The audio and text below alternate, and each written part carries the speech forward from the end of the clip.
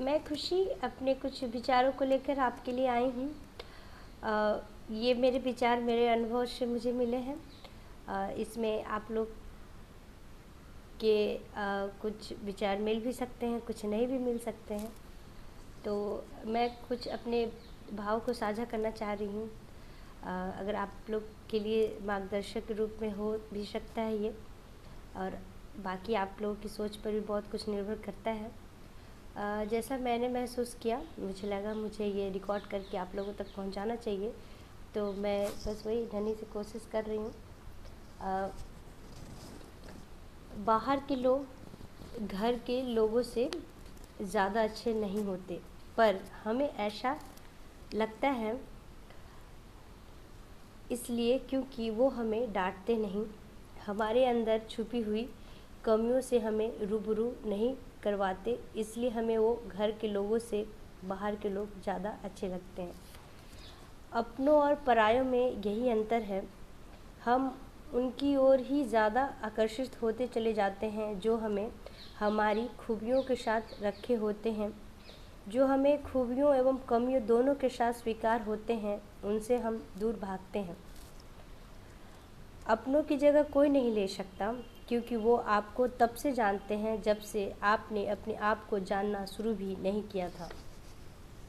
वो आपके माता पिता, भाई बहन या रिश्तेदार और कोई भी जो आपके बचपन से करीब रहे हो या बड़े होने पर भी आपके साथ हों। मेरे कहने का तात्पर्य यह नहीं है कि आप घर के अलावा बाहर के लोगों से दूर रहें, लेकिन सिर्फ वह बाहर के लोग मुझे समझते हैं, ऐसा कहना भी गलत होगा। आज की युवा पीढ़ी अपने घर के बनाए रिश्तों से दूर हो रहे हैं, केवल इसलिए कि आज की युवा पीढ़ी अपने घर के बनाए रिश्तों से दूर हो रहे हैं, केवल इसलिए कि उनके बड़े उनको डांटते हैं, किसी भी बात को लेकर टोकते हैं या कुछ उनका मन का कहा नहीं सुनते। क्या आपने कभी उनके कहे को सुना? क्या आपने कभी आपको जिस चीज़ के लिए डांटा उसमें सुधार किया? वो अगर आपको किसी भी बात के लिए मना किया तो आपने एक पल के लिए भी सोचा वो मुझे आखिर किस बात को करने से मना क्यों कर रहे हैं? वो मुझे रोककर अपना तो स्वार्थ नहीं बल्कि कहीं ना कहीं आपका ही भला चाह रहे हैं। लेकिन इतना वक्त ही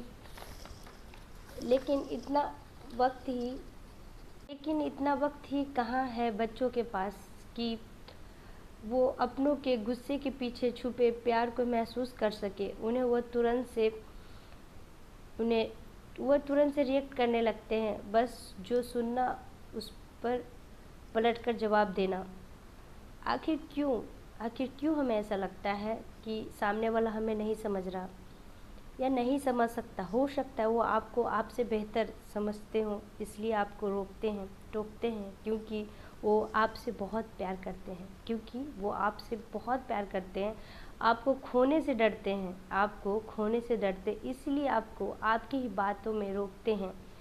मेरी बातों पर एक बार ध्यान जरूर दीजिएगा।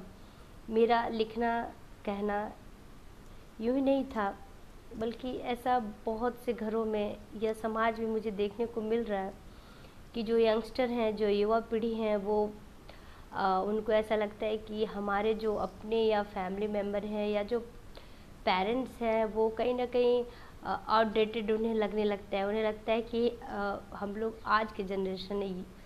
तो ऐसा नहीं है बच्चों। जनरेशन तो आते जाते ही रहते हैं, लेकिन जो उनसे सीखने के लिए आपको मिलेगा वो कोई किताबों में, कोई फिल्मों में, कोई कहानियों में, कविताओं में नहीं, बल्कि वो एक आपको अनुभवी व्यक्ति ही दे सकता है। और वो सबसे ज़्यादा अनुभवी व्यक्ति आपके घर में ही हैं, कहीं बाहर आपको ढूंढने की ज़रूरत नहीं है। वो आपके अपने ही हैं, जिनसे कहीं ना कहीं हम लोग खुद दूरी बनाने की कोशिश करते हैं और बाद में कहते हैं कि वो मुझे समझते नहीं। क्या आप उन्हें टाइम देते हैं? महसूस कीजिए, टाइम दीजिए, समय दीजिए कि जितना आप अपने दोस्त को वक्त दे रहे हैं, अगर उसका 10% भी आप अपने परिवार में दें तो आपको वो सारी दोस्ती कहीं ना कहीं अपनों में ही दिखाई देने लगेगी। और दोस्ती तो है ही, जब तक उम्र है ताउम्र दोस्त का साथ है, लेकिन कुछ रिश्ते और अपनों का साथ एक उम्र के बाद चाहकर भी आप नहीं उनसे मिल सकते, क्योंकि उनके उम्र हो चुका होता है। बस उनका अनुभव ही आपके लिए पूरे जीवन का एक धरोहर बन के रह जाएगा। तो मैं तो यही कहती हूँ, जब भी वक्त मिले वक्त बिताइए अपनों के साथ, जब भी वक्त मिले वक्त बिताइए दोस्तों के साथ भी, लेकिन एक सामंजस्य बिठाकर, किसी रिश्ते या किसी चीज़ों से दूर भागकर नहीं। सब चीज़ को स्वीकार करो, जिस चीज़ को जितना स्वीकार करोगे उससे उतना ही कुछ तुमको मिलेगा। भागने से कुछ नहीं मिलता, भागने से तो ज़िंदगी भी नहीं मिलेगी। संघर्ष तो सभी जगह है, लेकिन इन सब के बीच में अगर आप हैं तो वजूद आपका वहीं है, इन सबों के बीच में ही। इसी के साथ मैं अपनी वाणी को विराम देती हूँ। धन्यवाद।